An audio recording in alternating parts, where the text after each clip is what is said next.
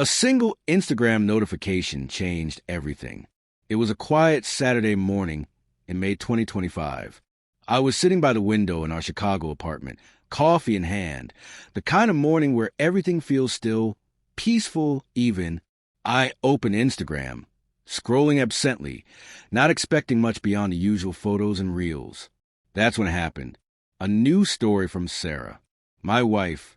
Her smile lit up the screen, radiant and sun-kissed, standing on a pristine white sand beach under a turquoise sky.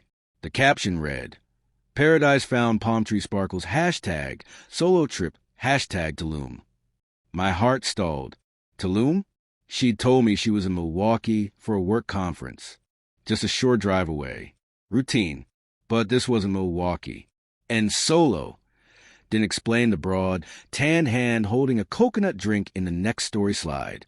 I sat frozen, the coffee cooling in my hand, while reality rearranged itself around me. We had been married for 6 years, built a life together. She was corporate and structured. I was a wandering eye behind a camera, freelancing my way across cities and landscapes. Somehow we made it work, or so I thought.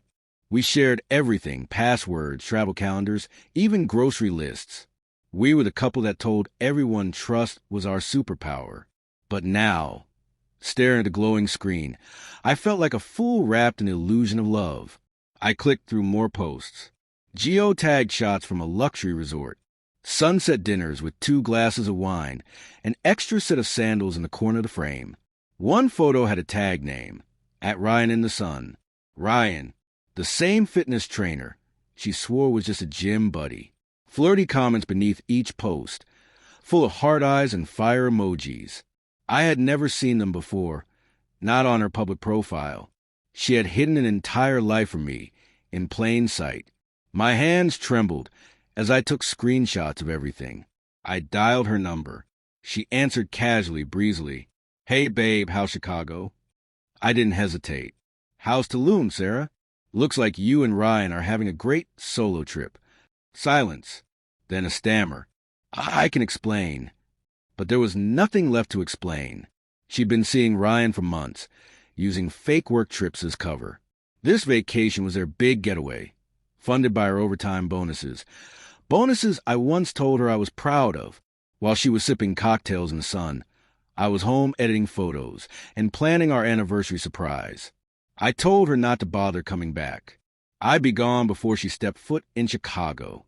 I packed light, my camera gear, essentials, and the pieces of my shattered trust, and left behind the home we'd made. I drove for hours until I reached a friend's cabin in the woods of Wisconsin.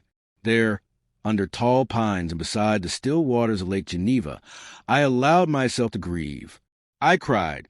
I remembered her laughter, our road trips, the way she used to look at me when we danced in the living room, old jazz records. Every memory twisted now, corrupted by the knowledge that while I was holding on, she was slipping away into someone else's arms. But the cabin, the quiet, the solitude, it helped. I picked up my camera again. I started photographing raw, honest moments. Families, lovers, strangers finding their joy in small things. And slowly, I began to remember what it felt like to live for myself. Sarah's apologies filled my inbox. Long messages, guilt-drenched paragraphs. I didn't read them. I blocked her. There was no space in my life for lies anymore. The divorce was clean, fast. I moved into a small studio apartment in the heart of Chicago's Arts District. It wasn't much, but it was mine. One evening, I stepped onto my tiny balcony with my camera and took a photo of the skyline, black and white, moody, quiet.